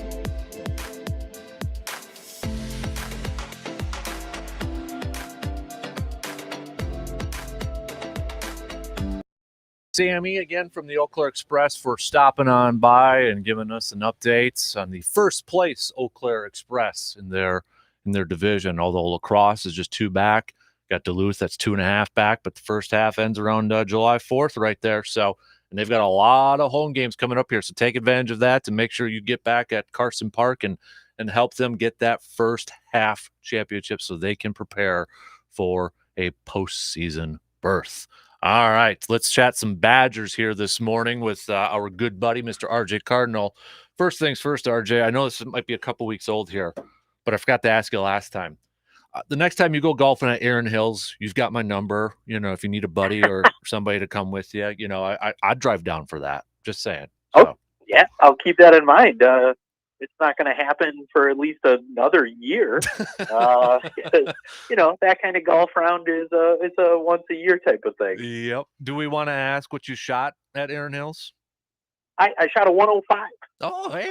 Okay. I'm actually okay with that. You know, being somebody who golfed at a young age, gave it up because other sports kind of came into place, and then picked it up again once I graduated college. You know, I started shooting low 90s in the past couple of years. So, you know, at a U.S. Open course, I will gladly take a 105 where my fairway percentages were not that great off the tee. But unlike the U.S. Open, when the fescue gets a little longer, earlier in the season, because apparently June is still early in the season, grass is still short, and they make it very playable if you do not hit the fairway, even though it's like a mile wide. Is that your favorite course, or I'm trying to think, because you've golfed quite a bit. So is that on the top of your list of some of your favorite courses that you've ever played? It's a coin flip, and like talking with the buddies I did play with, it's a coin flip between Erin Hills and Chambers Bay. And both of those courses are very playable for no matter what type of handicap you are, your ball is going to get lost. Mm-hmm. And it was really a coin flip. We kind of gave the nod to Chambers Bay because you're right on the Puget Sound. So along with the golf and the visuals, it's amazing, but the course is just right on par with some of the other ones because we played Torrey Pines North and South, and I think it's better than Torrey Pines because, I mean, Torrey Pines really gets its reputation because it's on, you know, the cliffs in San Diego. Right. And I think it's a much better course than Torrey Pines, but Torrey Pines has a little more history. So do you kind of, like, you and your buddies, like, every year just kind of pick a course and hit it up? Is that how it goes, or just okay. And we kind of started that in COVID when, you know, you could be out of the office and didn't have to tell anybody. And we kind of did a tour of Wisconsin of not the big courses, but we went to like Lasonia, played both courses there, Muscooten, and kind of Washington County, and played a bunch of courses that summer. And we're like, guys, let's just go like 2 courses. So this is the first big one we knocked off, and plan on like going around for a few more. That's so we're trying to maybe hit up Bandon Dunes at some point in time. Still go up to Rapids and play Sand Valley. Yep. And there's just a whole bunch of courses that, you know, we now have a bucket list to do. I think that's one of the underrated things about Wisconsin is their golf courses are really climbing up in the rankings. I mean, there's some good ones around here. It's a shame, you know, weather-wise, they're not open all year long, but there's some damn good ones in this state. Yes, there are. Speaking of some good ones in this state, Johnny Davis, pretty good basketball player, as we've seen for the last couple of years for the Badgers. So big night for him on Thursday.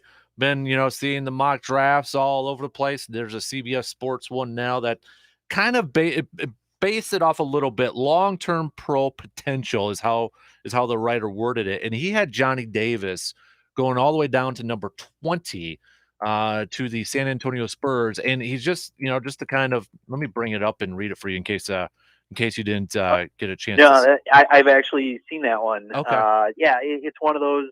That's the outlier. Yeah. And I get why. It's like probably won't be an impact guy right away, but will learn, develop, and become become a better player and be the guy who ends up having a decent NBA career. And I'm pretty sure that's why they're dropping him out of, the top 10. But other than that, I mean, the latest you see him go is like number 11 or 12 on everybody else's mock draft. So you see him going anywhere from 10 to the Wizards, 11 to the Knicks, or 12 to the Oklahoma City Thunder. Yeah. And the one line in this one, he says, isn't an elite athlete. Would you agree with that assessment about Johnny Davis, that he's not an elite? Absolutely not. Yeah. I mean, you have guys who are talking about Jaden Ivey possibly being a top 5 pick, and I seem to remember a game where he kind of held Jaden Ivey in check for a little bit. Mm-hmm. And that, according to everybody that writes about the NBA, that's impossible to do, but it's happened. I mean, some of the stuff he does, you look at it, and if he's not a top tier athlete, that he wouldn't be doing it, Mm-hmm. And we've talked about it in football. This is just one of those perceptions of he went to Wisconsin for a reason. Right. He's not an athlete. He needed to be in that system. Wasn't the one and done. Whatever excuse they want to throw at you there. But it's the perception of just let's go by the name of the school and not really do our due diligence in looking into the athlete himself. Mm-hmm. No, I totally agree. And a lot of us, we've seen him speaking of football, on the football field as a prep. And sorry, dude's pretty athletic in my opinion. No, I mean, it's one of those things. It's why people in this state get so pissed off every time they call either a football player or a basketball player a system guy, and they have no shot at making it to the NBA. Now, basketball, maybe, there's the outliers who do go on and make it, and there's guys who they go on and have great careers, not in the NBA, but because the NBA is the league, everybody looks at it and just says they're failures. Mm-hmm. Yep. So I feel like he's going to be top 12 on Thursday. I mean, I think, I'm there with you. Yeah, we had a few Bucks fans kind of chime in. It'd be awesome if he's there 24. I don't think he'll last at 24, but I think he'll be a lottery pick, don't you? Yeah, I definitely feel he'll even go a lot. This 20th pick overall, I'm pretty sure the San Antonio Spurs would be happy if he lands in their lap. But he's definitely still a guy who you need to take if he's on the board. And yes, the guys who are getting picked in front of him, I completely understand it. And I mean, heck, you even have some places where Keegan Murray is going after him. And honestly, I think I would take Keegan Murray before him still. But still, there's the instances where, depending on what mock draft you look at, and I mean, don't base it off of, hey, a long time down the road, this is their value they're at, so that's where I'm picking them. Right. I mean, that's not how you look at it. You need immediate impact, and everybody else other than who wrote this one first? Yes, Matt Norlander, who normally does a good job, but I mean, it doesn't make sense to base your picks totally off of that. And I mean, I'm still puzzled at the people who think Chet Holmgren should be the number 1 overall pick. Yeah. I mean, a 7-foot dude who weighs 150 pounds. It's more than that, but doesn't look much more than that. Right. and you look at it and you're just like, I get he's good, but like a 7-footer not not pushing 220, 230 Mm-hmm. in the NBA. I mean, that seems more like a guy who's going to struggle to find a position than Johnny Davis. I agree, man. I totally agree with you. Just Chet Holmgren makes me nervous. He's got the height. He's got, great ball work, and he has that jumper. But we looked at Giannis when he first came in. Everybody's like, oh, he's got to get bigger. Got to get bigger. And, well, he got bigger, and now look how dominant he is. But, I mean, I just feel like, if it's Giannis versus Chet Holmgren, welcome to the NBA, Chet Holmgren. If that's a matchup right there. But yeah, that's one of those, and like everybody's like, oh well, the game's changing, centers can step out now, and all that. Well, great. 7-footer who doesn't have a game to go up against even like a Draymond Green. I mean, like I just don't see it with him. And as of late, you've seen him dropping down more of these mock drafts as not even being the first pick, but most of them, I think, now are saying Jabari Smith. Yeah. If I'm not mistaken. So, yeah, it's one of those where it's the NBA's draft is a crapshoot. I mean, we've seen it where, Frank Kaminsky has had one of the longest careers than some of the more recent guys. And a guy like everybody says Sam Decker's a failure because he's over playing in Europe and just winning championships, and then yet somehow isn't really given a chance all that too much on an NBA team, I don't think. And the couple of games we had seen him in the past couple of years in the NBA, he's having pretty darn good success. And then it's just like, well, you were a filler guy until so-and-so got back from an injury. So thanks for your time, but all right, go have fun in Europe winning another championship. Mm-hmm. Yeah, I totally agree with you. Speaking of Davis, so Badgers have another Davis, Jordan Davis, still on the team. And I was reading a little bit article where he was in Florida, kind of working out and trying to get a little bit bigger. And I know the basketball team's kind of getting some workouts in. But, with the success of his brother Johnny Davis and now going to be in the NBA, how much pressure, how big of a spotlight do you think Jordan's going to be under for a lot of Badger fans this season, knowing what we saw from Johnny this past season and him being a high draft pick? Do you think fans are going to put a big time spotlight, a lot of pressure on his brother Jordan for this year? I don't think so, because he's now been in the program for 2 years, and as bad as it sounds, I think a lot of people thought he was just more the package deal, the brother who came along. And seeing his high school career, like you said, even Johnny Davis, where we saw him on the football field, he's an athlete. So is Jordan. It's just he's not the athlete his brother was. And I think around fans and people around the program understand that. They're not going to lean on him to be Johnny Davis. And I think, like I said, people who watch the game aren't expecting him to fill the shoes of his brother. So I don't think that pressure will be there. You'd like to see the maturation in the off season and see him coming in and picking up a bigger role in his junior year. But yeah, I don't think anybody foresees him stepping into that role and being the man this coming season. RJ Cardinal, our Badger analyst, joining us here this morning. Yesterday, I saw a picture of the field, Camp Randall.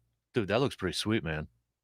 That's looking pretty sweet over there. Everybody's only comments on it are, why is the W so small? I saw that on there. Everybody was commenting on that size of the W over there. I'm like, okay, but overall, it looks pretty dang good in my opinion. Yeah, and in your red zones, you have either corner, Barry Alvarez Field out there now. So yeah, so it's looking nice.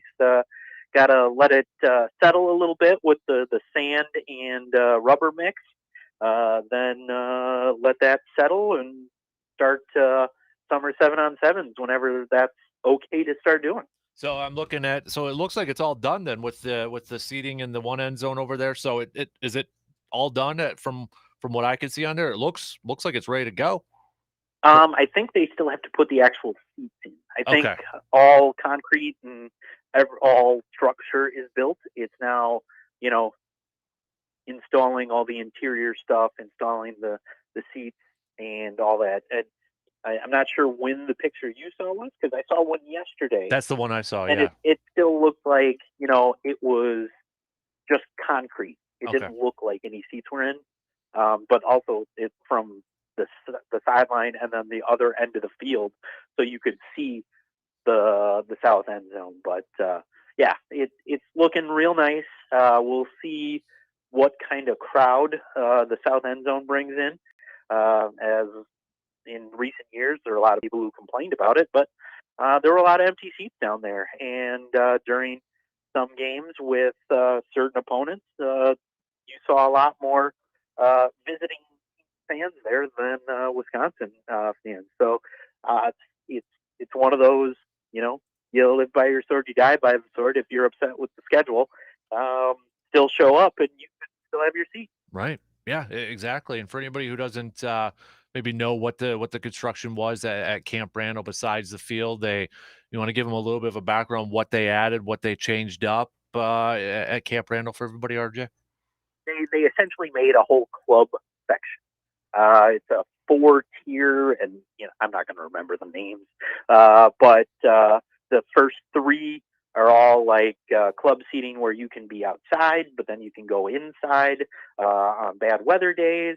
And then the top tier is like an open patio, but it's high roller seating is the best way to say it, where they're going to get their money up front, whether the people show up or not. So it's a smart business move, and like I said, we'll see what it does to the atmosphere of Camp Randall, because on certain games the south end zone could get loud. But like I said, as of late, and complain about the schedule all you want, still got to show up. I mean, look at and I don't know if it's a good analogy or not, but look at Seattle with the Supersonics. They never thought they'd move, so they stopped going to games. Oh well, your owner had to sell because he wasn't making money, and they moved your team. Right. They moved your seat because you weren't showing up. Mm-hmm. Yeah, you're right. So one thing with the football thing too, I saw Colton Bartholomew, our good friend from Wisconsin State Journal, wrote a piece that NIL obviously a big talking point. It will be for a long time. But one thing that sounds like the Badgers are doing is kind of taking advantage of the NIL with youth camps, and we're seeing more like current players holding camps and that sort of stuff. Like some football players, I know, speaking of the Davis brothers were doing that. So that's another way it sounds like that they found for some of these players to take advantage of the NIL is holding these youth camps. So it's either hosting their own camp, or I've also seen, like in wrestling, a lot of UW wrestlers are making themselves available to be clinicians at camp. So one way or another, either from hosting their own and making money that way, or being a guy who's going around to, maybe multiple camps a year that they're not hosting, but they can be at and get paid to be at. That's awesome. Like, those guys have knowledge across all the sports. I mean, they're playing D1 at whatever sport you're in. I don't know a kid in this state who wouldn't want to learn from a Badger, and that's still an awesome thing to see. And yeah, this is like what the NIL should be. It's not. It's hey, so and so is going to be at Eau Claire Memorial's football camp this coming summer. And that's not happening. I'm just throwing it out there because I'm talking to you. And he's getting paid for being himself. That's awesome. Mm-hmm. It shouldn't be, that, hey, here's $5 million for 4 years. Come on to my school. I mean, that's not what it should be. It should be after you get into school, you're allowed to be yourself and make money for being you. But yeah, NCAA decided not to regulate it, and now we're where we are. But the whole being able to go out, be yourself, get paid for being you, and putting your knowledge out there and helping kids and whatever appearance you would go to, it's an awesome thing. I agree. Hey, to wrap it up, Richie has a question for you on Twitter. Have you or RJ been to the course at Peninsula State Park in Door County? I have not. I have a buddy though who has multiple times because his family would always take a vacation up there, and he's been trying for a long time to get me to that one, but I've heard nothing but great things about that one. Yeah, he said that he just went and the course was beautiful. So I've seen pictures. I haven't been there. Oh yeah, some of the views from there, you're just like, wow, like that's part of it. Even if a golf course has those scenic views, even if you play bad, you're looking around and just being like, this place is amazing. Yep. I'm at that stage too. Like, yeah, if I play well, awesome. But you know what? I'm out there enjoying myself and looking at the views. Yeah, and even some of it, let's say your ball lands where epic moment happened, and you can be like, you're shaking there being like, well, I don't want to compare this to this now, but I saw this shot on TV. That's what Tiger did, so I can do this right here now too. Yeah, right? RJ Cardinal, our Badger dude, appreciate the time as always, sir. Have a fantastic rest of your week, and we'll chat again soon. Absolutely. Sounds good. We'll see you later. You got it. There you go. There's RJ Cardinal bringing it as always from the zone in Madison. All right, final break. Last call for any grind my gears.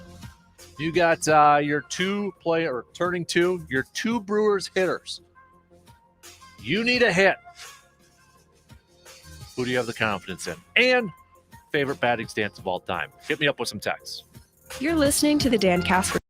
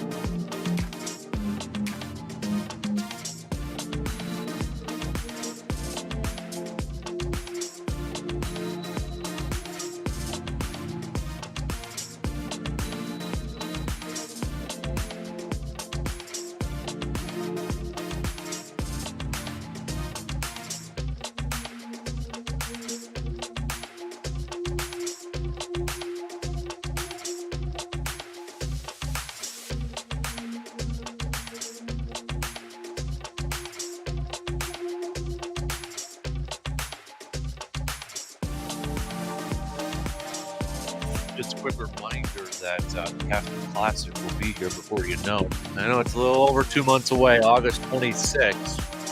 But at Princeton Valley Golf Course, we've got two shifts, two shotgun starts.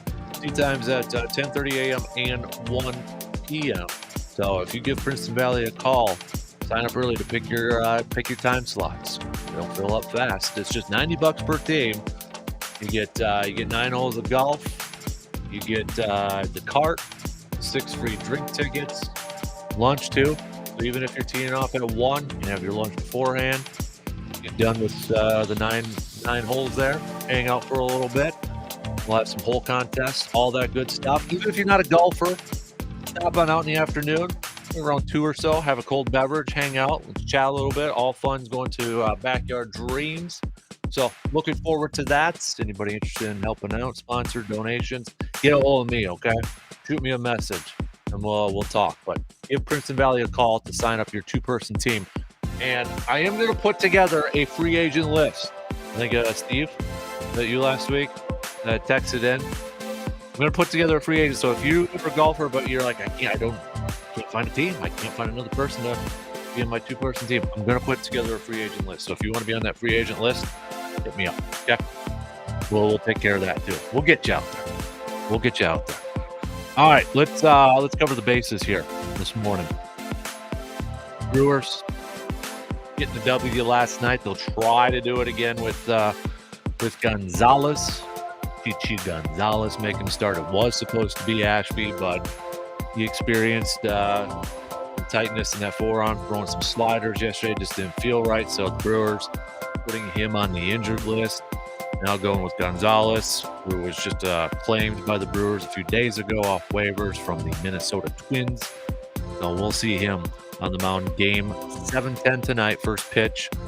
Coverage will begin around 6:35, about 35 minutes beforehand. So this was a cool thing. Brewers.com if you want to read it. So, we heard a couple days ago when Rick Council broke the record for Brewers. Brewers wins by a manager. Managerial wins in Brewers history. And we had heard that he got some calls and congrats from a bunch of people. Well, Brewers.com give a little bit of more insight of like who was on that or on that message. So when a group of players with Mark Atanasio joining on FaceTime, gathered while David Stearns presented Counsell with a gift. It was a bottle of 1998. I cannot pronounce it, but it was a wine, a favorite vintage, which Counsell enjoyed while the group celebrated sweeping the Rockies in the 2018 National League Division Series. When Counsell lifted the lid on this specially designed box, it also had an embedded screen. Isn't that cool? And it automatically began playing a video. The video started with a recorded message of congrats from Mark Anasco. But then it was Coach K.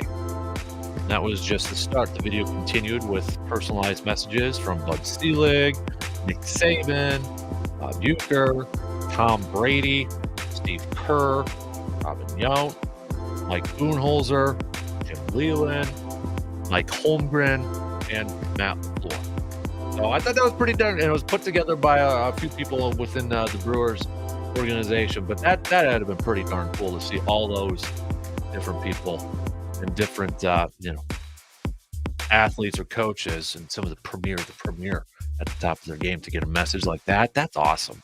So well done by the Brewers. I want to give them a shout out for putting that together. That's awesome. That's well done right there.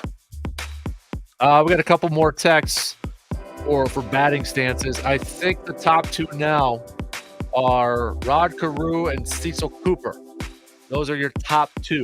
Rod Carew, Cecil Cooper have gotten the most texts or most picks, or the most interesting, iconic, funny, or the batting stance that you tried to emulate, however you want to go about it. Those are the two most popular ones right now. We've gotten a Ricky Henderson. We've gotten a couple more Gary Sheffields. I would say it's between Sheffield and Ken Griffey Jr., probably between 3 and 4. But easily it's Rod Carew and Cecil Cooper as your top two, who's gotten the most picks for the batting stance question that we had. The other question that we kind of threw out there too was, if you had this situation, runner on third, 1 out, you just need a darn base hit. You're the Brewers. You just need a darn base hit. You can pick anybody on your team right now. Who would you throw out there?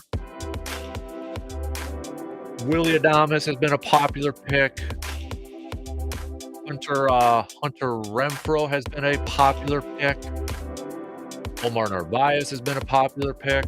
Those are probably the top 3. Just kind of going through all the texts we got, because we got quite a few of those. But we've gotten, those are probably the top 3 on there. Yeah, Hunter, Willie, and Omar. Oh, and Tellez did get a few too. So throw him in there. Those are your top 4. Who's missing? Yeah, Christian Yelich is on that list. Didn't get any Andrew McCutcheons on the list either. Been pretty much those four individuals. Got to be a base hit, not a home run. You can't take a walk. Got to get a base hit. Get that run in from third. You get 2 chances with 1 out.